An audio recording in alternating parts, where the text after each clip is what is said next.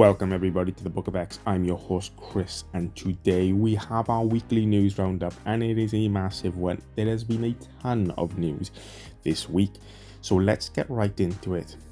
So first up off the top, we have an update on the Borderlands 4 release date. So this game will be launching sooner than expected, as it was surprisingly revealed earlier this week by Gearbox that the game will actually be moving forward by 2 weeks to the launch of September 12th instead of the original September 23rd date.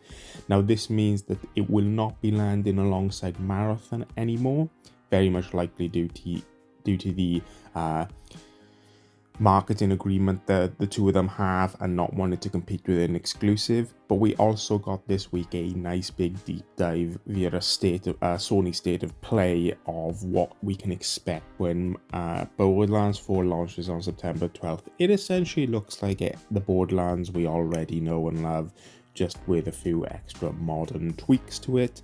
But if this isn't a game you're interested in, then great news, you were going to be able to play this one sooner. Next up, we also have confirmation of a release date in the form of WuChang Fallen Feather.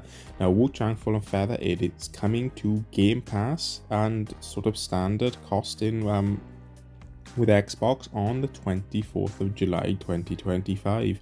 And they also announced this week the ability to purchase a deluxe edition of the game as well. Now, the deluxe edition of the game also comes with an additional 2 enhanced costume sets, 4 costumes, 5 weapons and 2 upgrade items. For those who aren't familiar, WuChang Fallen Feather, for those who are not familiar with, is a Souls-like action RPG set in the land of Shu, and you will take on a skilled pirate warrior who's going through a period of amnesia, but they must essentially go through the story whilst also trying to combat an affliction they've picked up, which is feathering disease. So certainly an interesting looking game. It was showed originally at the Xbox Game Showcase last year and looked very interesting. So that's the next item we have today. So then next up we have the essential confirmation that EA cancelled a brand new Titanfall game. So sadly, earlier this week there was a lot of layoffs at EA. They laid off I believe around 400 employees across EA as a whole, but around 100 of those employees were directly from Respawn Entertainment. And in that news we found out that the brand new Titanfall extraction shooter game had got cancelled, which is a damn shame, because Titanfall, of all the franchises that EA have under their umbrella, Titanfall is one that you continue to hear year in year out that people want to see return, but sadly that isn't to be the case. So we then have the supposed reveal, well, the rumor that Xbox are working on 3 brand new controllers at the moment. Now it's pretty obvious that they would be working on a brand new controller for the next generation consoles, which is what one of them is revealed to be. It's a next generation controller, which is a iteration on the current Xbox Series X and S controller. But there's also the rumor come out via Just Coding of Windows Central that the Elite Series 3 controller is also in development, and we haven't had a new Elite Series controller in 6 years now, so this would be a welcome upgrade for those who are fans of the Elite controller. I personally own 2 Elite controllers, the original Elite controller Series 1 and then the Halo Infinite Series 2 controller. But the third controller that has been listed as to be worked on is the rumoured Sibyl codenamed one that got leaked back during the Activision, Blizzard and Microsoft court cases. Now, what the Sibyl controller is rumoured to be is a more expensive version of the standard controller, but it comes with additional features to connect directly to the cloud. So you're able to connect your controller through Wi-Fi to reduce any form of input lag when playing Xbox cloud gaming.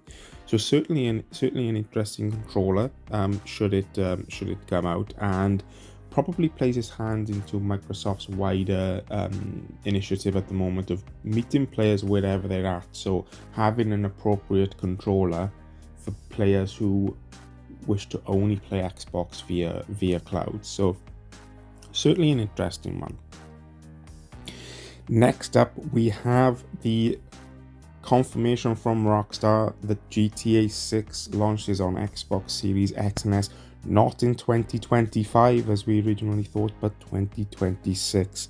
Yes, Grand Theft Auto 6 will be dropping on May 26th next year, much to probably the relief of many publishers around the world who are looking to release their titles in the late 2025. So if this is a game that you've been looking forward to playing, you're going to have to wait that little bit longer. But let's be real, we've been waiting 12 years now. What's another sort of 6 months or so? Assuming that original date does stick. But yes. Next up, we have the Towerborne launching into Xbox Game Pass this week, specifically Game Preview. So this was launched on Tuesday this week into both Xbox Game Pass as well as PC Game Pass on the Ultimate and PC Game Pass tiers. And what Towerborne is a brand new game developed by Stoic, with the team behind the Banner Saga, and it is a ARPG similar to the vein of something like Castle Crashers, which sees you conduct missions to protect a belfry tower that you use as a home base after missions. In summary, it states that you need to complete quests, forge new gear, unlock a myriad of enhanced powers, and summon spiritual companions known as the Umbra as you explore an evolving world. Now, Stoic have already stated that this game is going to be supported with a lot of post-launch content, and the map will continue to evolve over time. So always a reason for you to return to the game week in, week out to test out the new content. So be sure to check this out if it is something you're interested in. Next up, then we have a list of games that will be leaving Xbox Game Pass on the 15th of May this month. So if any of this list are games that you have not had the opportunity to check out as yet, be sure to get done within the next week. So they are Brothers: A Tale of Two Sons, Chants of Sennaar, Dune: The Spice Wars, Hontai, Jurassic World Evolution 2, Little Kitty Big City, Planet of Lana, and The Big Con. Now, all of those games are also being offered at a discount of 20% at the moment, unless they're on additional sales. So if you wish to pick them up at a discounted price before they leave the service, be sure to do so. Next up then we have the Xbox Stream Your Own Game library. The list just continues to grow and grow week in, week out now. I believe every single week that I've done one of these shows now, there's been a new set of games added to the list.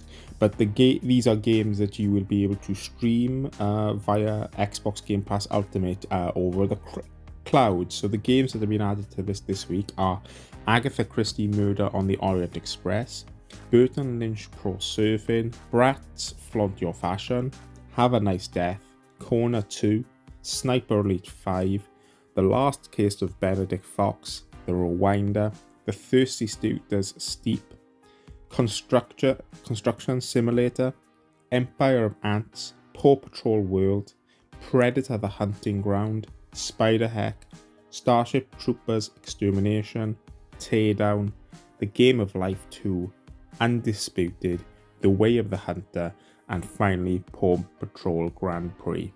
Now, there's a mixture of games in that, many of which are sort of games leaving Game Pass, whilst many are games that we haven't seen in Game Pass at all to date. So there's not a one specific strategy on games entering this cloud stream at the moment, whereas originally started as a lot of Game Pass games just being moved to the cloud. We're now starting to see other developers sort of latch on. I'm looking at some of these such as Predator Hunting Ground, Starship Troopers, Undisputed. Those are games we know that definitely haven't hit the service.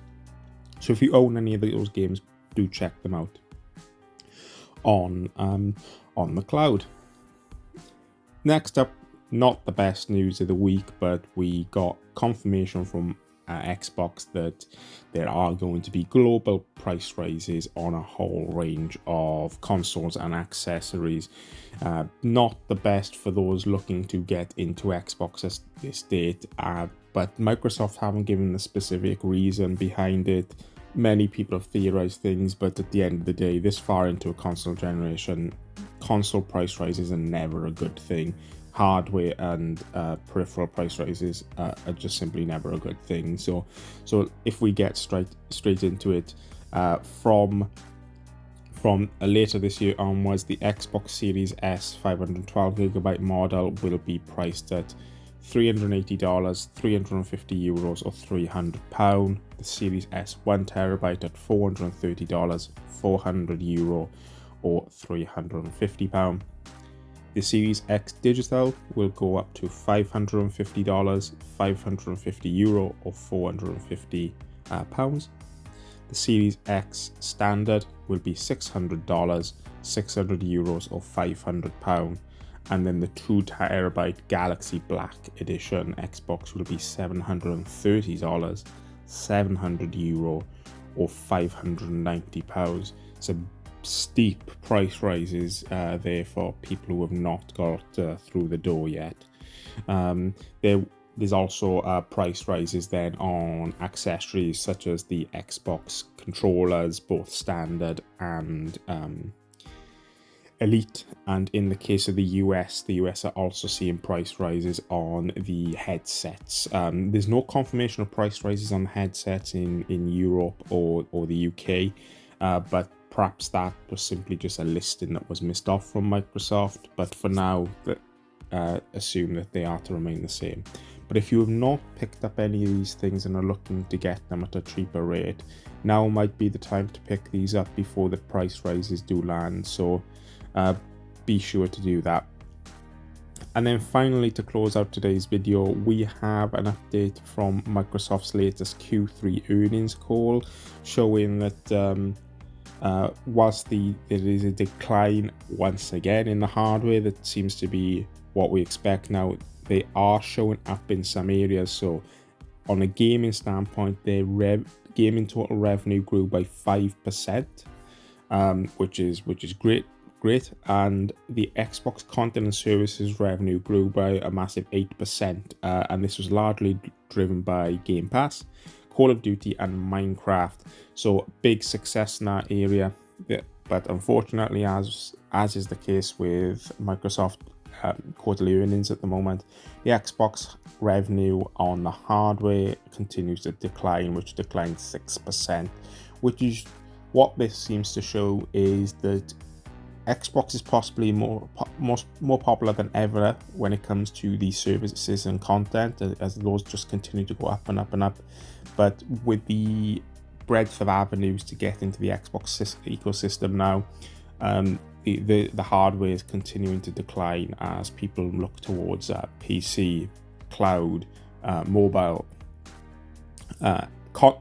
Xbox consoles, but also the ability to play many of these franchises now on PlayStation consoles too, and let's be real, probably Nintendo Switch 2 consoles once that console is officially out. But yes, so thanks everybody for listening to this video. I appreciate your time today. If you did enjoy this week's video, please do share it out, and don't forget to hit the like and subscribe button if you haven't already. And with that, guys, I will catch you on the other side. Have a good weekend, everybody.